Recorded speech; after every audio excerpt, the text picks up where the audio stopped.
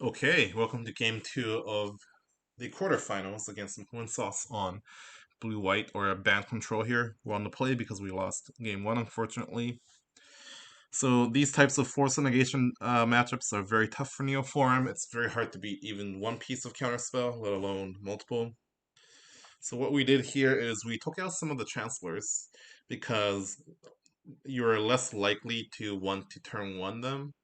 Well, you're less likely to win by turn oneing them because of force negation. So we want to down the count of cards that do nothing otherwise.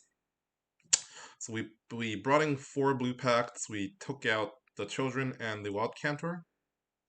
We don't. They probably do play like damping spear and or Ashok, but I don't think we can dilute our deck that that far. I think we just have to take our chances, and if they get us with Ashok, they get us. So the types of hands that we are trying to look for are either the turn one hands or turn like two or three with backup. And by backup, I mean like Veil Summer or Pact Negation. Some of the hateful stuff that they can do includes Ash Shock and Damping Sphere, as well as Force Negation and various other counter spells such as Dovin's Veto, Mana Leak, Aether Gust. So it's going to be a tough one to win for sure. So this one, we have the two blue packs, which is great. We have the dinosaur, but we don't have any lands or the evolution spell. We even have the Veil Summer, but we're a long ways away from casting that, so we're going to mulligan here.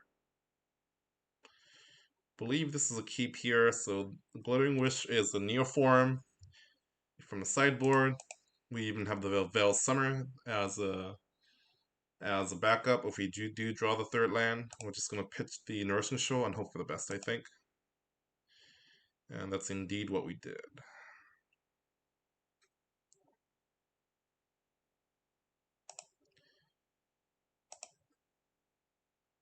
Okay, so Sauce kept on 5, so their range could be pretty wide here.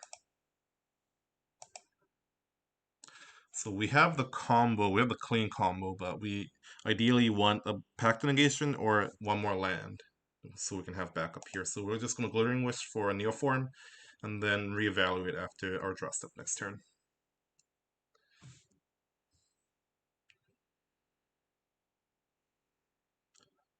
Notably, if we don't draw a land, I don't think we jam.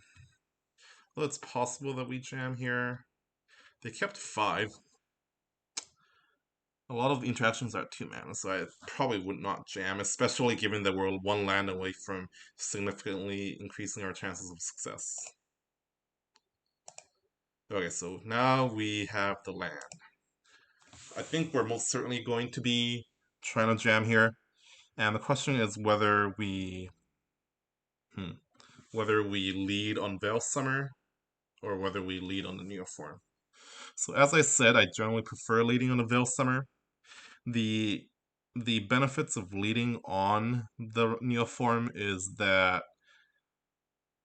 well, let's see here. Like we're not beating an Aether Gust regardless because we don't Pact Negation and Veil Summer doesn't do anything against Aether Gust. Then the next question is, no, I think it's actually like pretty strictly better for me to, not strictly, because if they only have one counterspell and we Veil Summer afterwards, then we draw a card. But I think we're mostly concerned with getting a Grizzlebrand into play, not the one extra card. So, like for example, if their hand is, say, 2 Mystical Disputes, if we lead on Neoform, they dispute, we Veil, they dispute again.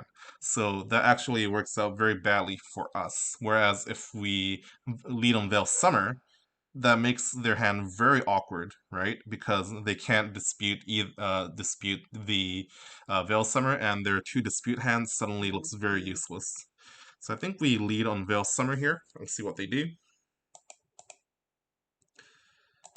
Okay, so clearly Sauce has something here. Okay, now they're gonna leak. My next question is, what do we do here? Do we jam or do we not?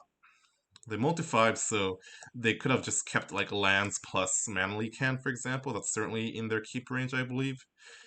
So my first thought was, can we get away with Glittering Wish for Guttural Response? Well, that needs a few things to go correctly, right? So that line needs to have Sauce not have another 2 mana spell.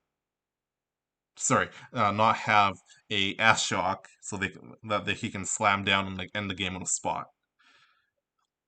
So we can also fail next turn by not drawing the green card even, because let's say this is a gutter response, and so we need a green card to pitch to Allosaurus Rider to even like do the Neoform. So given that we're not even guaranteed to have gutter response protection, and we might be just dead to an Ashiok if we let him untap with 3 mana, I think the correct decision is actually to jam here. So I do. And I'm just praying to Grizzlebrand that this resolves. I'm half expecting to get forced, half not. Unfortunately, we get there. Well, the battle's just starting, but the hardest part is over. Note that we don't have to pay for a Summoner's Pact, so we don't have a what is it called, Nourishing Shoal, but could be okay here still. So now we have the Nourishing Shoal. And the question is, do we go for the Summoner's Pact? I think we do. One, it's not game over if we miss. We can just pay for the pack with Simian Spirit Guide. And two, like we don't want to for them to untap and like bounce it with a Teferi or like Path to Exile or whatnot. Like too many things can go wrong, I think. So I think I like jamming here in a bad matchup. So what's game 15? Okay, now that we have these and we have like protection against like random crap like surgical extraction with pack negation, I think we're good to go. I think we are a very big favorite. We're just going to keep drawing. Make sure that we have a card in the library to metamorphose into it. The blue mana, which we do. And then we get to jam our Laboratory Maniac and we win. So this is a very tough matchup, but thankfully we managed to steal game 2. Now it's going to be much tougher on the draw in game 3, but at least there's a chance. So come join me next video for round 9, game 3, and see if we get to move on to the semifinals in the Modern Showcase Challenge. We'll see you then. Bye.